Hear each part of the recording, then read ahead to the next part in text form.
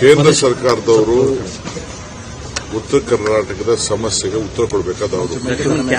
ಈಗಾಗಲೇ ನಾವು ಮುಖ್ಯಮಂತ್ರಿಗಳು ಎಲ್ಲ ಸೇರಿ ಮೆಕ್ಕೆಜೋಳದ ವಿಚಾರದಲ್ಲಿ, ಕಬ್ಬಿನ ವಿಚಾರದಲ್ಲಿ ಬಹುಶಃ ಸರ್ಕಾರಕ್ಕೆ ಬಹಳ ದುಬಾರಿಯಾಗುವಂತಹ ತೀರ್ಮಾನಗಳನ್ನು ನಾವು ತೆಗೆದುಕೊಂಡಿದ್ದೇವೆ. ಮೆಕ್ಕೆಜೋಳ ಖರೀದಿ ಮಾಡುತ್ತೆ ಇಲ್ಲಿವರೆಗೂ ಕೇಂದ್ರ ಸರ್ಕಾರ ಬಾಯ್ಬಿಟ್ಟಿಲ್ಲ. ಬಿಜೆಪಿ ಸಂಸತ್ ಸದಸ್ಯರು ಏನಿದ್ದಾರೆ ಅವರು ಎಲ್ಲ ವಿಚಾರದಲ್ಲೂ ಇವತ್ತವರೆಗೂ ಧ್ವನಿ ಎತ್ತಿಲ್ಲ.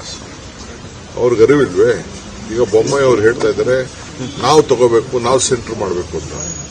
ಕೇಂದ್ರ ಸರ್ಕಾರದ ಪಾಲೇನಿದು? ಬೆಲೆ ತೀರ್ಮಾನ ಮಾಡೋರು ಯಾರು? ಪ್ರತಿಯೊಂದಕ್ಕೂ MRP ಬೆಲೆ ತೀರ್ಮಾನ ಮಾಡೋರು ಅವರು. ಇವತ್ತವರೆಗೂ ಯಾವ ತೀರ್ಮಾನ ಕೂಡ ಅವರು ತೆಗೆದುಕೊಂಡಿಲ್ಲ. ಸೊ ಅದನ್ನು ನಾವು ಹೇಳ್ತೇವೆ, ಪರಿಹಾರ ನಾವು ಕೊಡಕ್ಕೆ ನಾವಿರೋದು.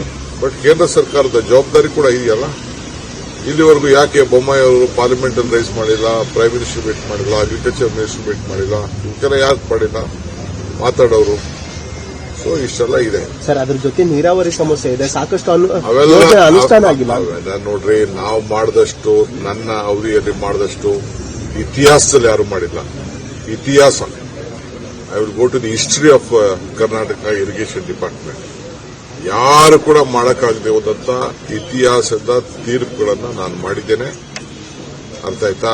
ನಾನು ಅದನ್ನ ಇಲ್ಲಿ ನಿಮ್ ಅಸೆಂಬ್ಲಿಲಿ ಮಾತಾಡಕ್ಕೆ ಹೇಳಿ ಅವರಿಗೆ. ಬಿಜೆಪಿನವರು ಅದನ್ನೇ ಅಸ್ತ್ರ ಮಾಡ್ಕೊಂಡಿದ್ದಾರೆ. ಕಾಂಗ್ರೆಸ್ ಅಲ್ಲಿ ಮಿನಿಸ್ಟರ್ ಪದವಿ ಬರಬೇಕಾದ್ರೆ ಅಥವಾ ಸಿಎಂ ಆಗಬೇಕಾದ್ರೆ 500 ಕೋಟಿ ರೂಪಾಯಿ ಕೊಡಬೇಕು ಅಂತ ನವಜೋತ್ ಸಿಂಗ್ ಸಿಧು ಅವರ ಪತ್ನಿ ಮಾತಾಡಿದ್ದಾರೆ ಸರ್, ಆರೋಪ ಮಾಡಿದ್ದಾರೆ. ಪಂಜಾಬ್ ರಾಜ್ಯಾಧ್ಯಕ್ಷ ಹಾಸ್ಪಿಟಲ್ ಸೇರಿಸಿಲ್ಲ ಅವರು, ಯಾವ್ದಾದ್ರು ಒಳ್ಳೆ ಮೆಂಟಲ್ ಹಾಸ್ಪಿಟಲ್ ಕರ್ನಾಟಕದ್ದು ಮೆನ್ಷನ್ ಮಾಡಿದ್ದಾರೆ. ಕರ್ನಾಟಕದವರಿಗೆ ಆಗಿತ್ತು. ನೋಡಿ, ನಾನು ಈಗ ಸದ್ಯಕ್ಕೆ ಹೈದರಾಬಾದ್ ಅಲ್ಲಿ ಒಂದು ಗ್ಲೋಬಲ್ ಸಮಿಟ್ ಏನೋ ಒಂದು ಮಾಡ್ತಾ ಇದ್ದಾರೆ, ನಾನು ಕರೆದಿದ್ದಾರೆ. ನಮ್ಮ ನೈಬರಿಂಗ್ ಸ್ಟೇಟು, ನಮ್ಮ ಫ್ರೆಂಡ್ಲಿ ಸ್ಟೇಟು. ಸೊ ಆ ದೃಷ್ಟಿಯಿಂದ ಅಟೆಂಡ್ ಮಾಡಕ್ಕೆ ನಾನು ಕೆಲವು ಆಫೀಸರ್ಸ್ ಹೋಗ್ತಾ ಇದ್ದೇವೆ.